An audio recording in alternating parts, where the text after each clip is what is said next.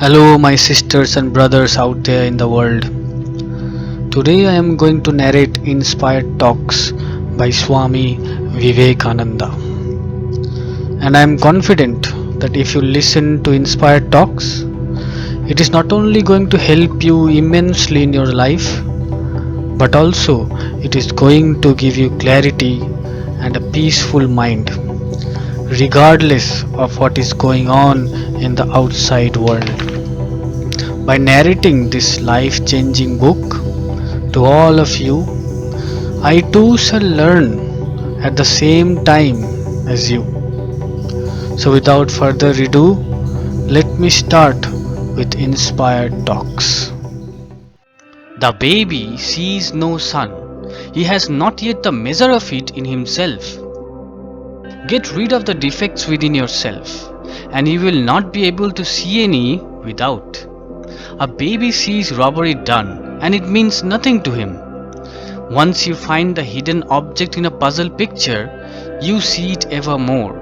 So when once you are free and stainless, you see only freedom and purity in the world around. That moment, all knots of the heart are cut asunder, all crooked places are made straight, and this world vanishes as a dream.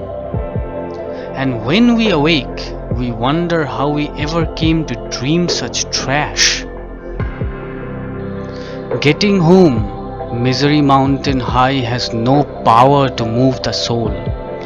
With the axe of knowledge, cut the wheels asunder, and the Atma stands free, even though the old momentum carries on the wheel of mind and body. The wheel can now only go straight, can only do good. If that body does anything bad, know that the man is not Jivan Mukta. He lies if he makes that claim. But it is only when the wheels have got a good straight motion from cleansing the mind that the axe can be applied. All purifying action deals conscious or unconscious blows on delusion. To call another a sinner is the worst thing you can do. Good action done ignorantly produces the same result and helps to break the bondage.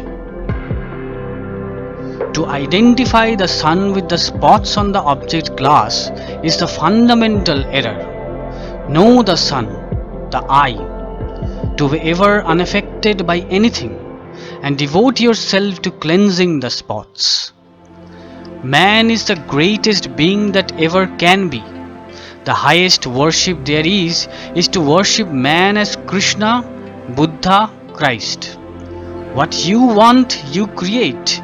Get rid of desire.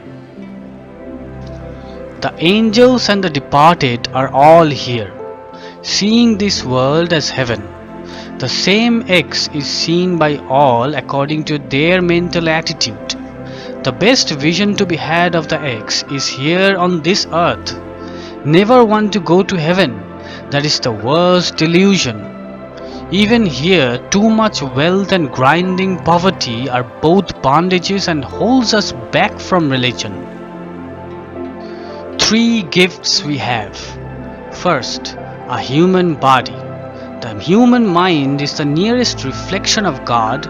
We are His own image. Second, the desire to be free. Third, the help of a noble soul who has crossed the ocean of delusion as a teacher. When you have these three, bless the Lord, you are sure to be free. What you only grasp intellectually may be overthrown by a new argument, but what you realize is yours forever. Talking religion is but little good. Put God behind everything. Man, animal, food, work, make this a habit. Ingersoll once said to me, I believe in making the most out of this world, in squeezing the orange dry, because this world is all we are sure of. I replied, I know a better way to squeeze the orange of this world than you do, and I get more out of it. I know I cannot die. so I am not in a hurry. I know there is no fear, so I enjoy the squeezing. I have no duty, no bondage of wife and children and property. I can love all men and women. Everyone is God to me. Think of the joy of loving a man as God. Squeeze your orange this way and get 10,000-fold more out of it. Get every single drop. That which seems to be the will is the Atma behind.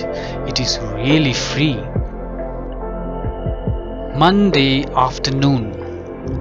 Jesus was imperfect because he did not live up fully to his own ideal, and above all because he did not give woman a place equal to man.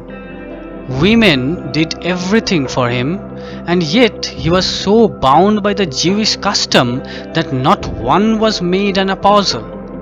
Still, he was the greatest character next to Buddha, who in his turn was not fully perfect. Buddha, however, recognized woman's right to an equal place in religion, and his first and one of his greatest disciples was his own wife, who became the head of the whole Buddhistic movement among the women of India. But we ought not to criticize these great ones. We should only look upon them as far above ourselves. Nonetheless, we must not pin our fate to any man, however great. We too must become Buddhas and Christs. No man should be judged by his defects. The great virtues a man has are his especially. His errors are the common weaknesses of humanity and should never be counted in estimating his character. Veera, the Sanskrit word for heroic, is the origin of our word virtue, because in ancient times the best fighter was regarded as the most virtuous man. Tuesday, July 30. Christs and Buddhas are simply occasions upon which to objectify our own inner powers. We really answer our own prayers. It is blasphemy to think that if Jesus had never been born, humanity would not have been saved. It is horrible to forget thus the divinity in human nature, a divinity that must come out. Never forget the glory of human nature. We are the greatest God that ever was or ever will be. Christs and Buddhas are but waves on the boundless ocean which I am. Bow down to nothing but your own higher self. Until you know that you are that very God of gods, there will never be any freedom for you. All our past actions are really good, because they lead us to what we ultimately become. Of whom to beg? I am the real existence, and all else is a dream save as it is I. I am the whole ocean. Do not call the little wave you have made I. Know it for nothing but a wave. Satyakama, lover of truth, heard the inner voice telling him, "You are the infinite. The universal is in you. Control yourself and listen to the voice of your true self."